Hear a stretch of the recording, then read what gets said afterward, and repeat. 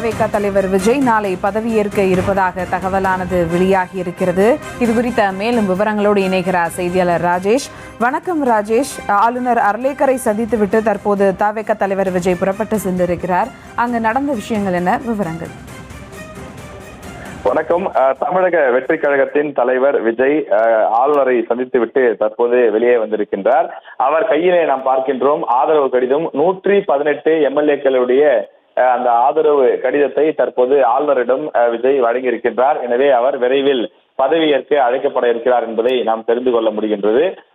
ஆளுநர் தற்போது 118 சட்டமன்ற உறுப்பினர்களுடைய அந்த கடிதத்தை பெற்றிருக்கக்கூடிய காட்சியை பார்க்கின்றோம். தற்போது அங்கிருந்து புறப்பட்டு அவர் சென்னை தியாகராய நகரில் இருக்கக்கூடிய கம்யூனிஸ்ட் கட்சியினுடைய அலுவலகத்திற்கு வந்திருக்கின்றார். தற்போது சென்னை தியாகராய நகரில் இருக்கக்கூடிய 2 கம்யூனிஸ்ட் கட்சிகளுடைய அலுவலகத்திற்கு சென்று அங்கே அவர் நன்றி தெரிவிப்பதற்காக வந்திருக்கக்கூடிய அந்த காட்சியை பார்க்கின்றோம். நாளை தமிழக வெற்றி கழகத்தின் தலைவர் விஜய் தமிழ்நாட்டின் முதலமைச்சராக பதவியேற்க இருக்கின்றார். எனவே அவர் பதவியேற்க இருக்கக்கூடிய நிலையில அவர் பதவி ஏற்பதற்கு, இந்த ஆட்சி அமைப்பதற்கு முக்கிய ஆதாரமாக இருந்த 2 கம்யூனிஸ்ட் கட்சியினுடைய தலைவர்களை நேரில் சந்தித்து நன்றி தெரிவிப்பதற்காக தற்போது விஜய் வந்திருக்கின்றார். அந்த காட்சியை நாம் பார்த்துக் கொண்டிருக்கின்றோம்.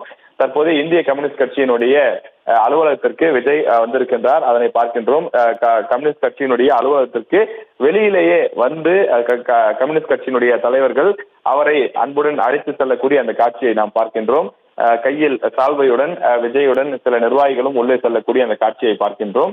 இன்னும் சற்று நேரத்திலே அருகில் இருக்கக்கூடிய மார்க்சிஸ்ட் கம்யூனிஸ்ட் கட்சியினுடைய தலைவர் இல்லத்திற்கும், அதாவது கட்சி அலுவலகத்திற்கும் விஜய் அவர்கள் செல்ல இருக்கின்றார்.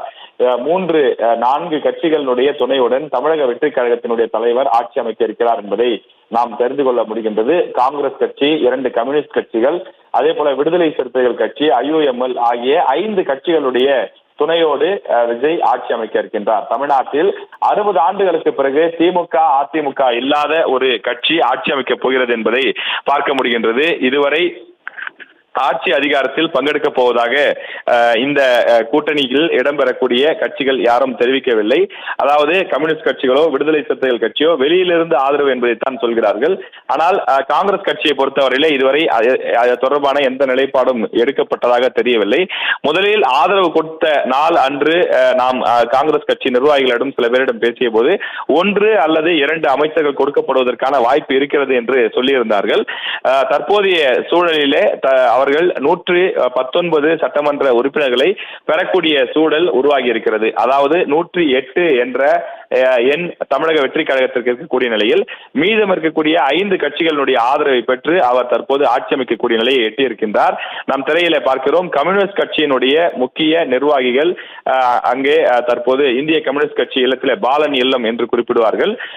இந்திய கம்யூனிஸ்ட் கட்சியினுடைய அலுவலகத்தில் தமிழக வெற்றி கழகத்தின் தலைவர் விஜய் இருக்கின்றார்.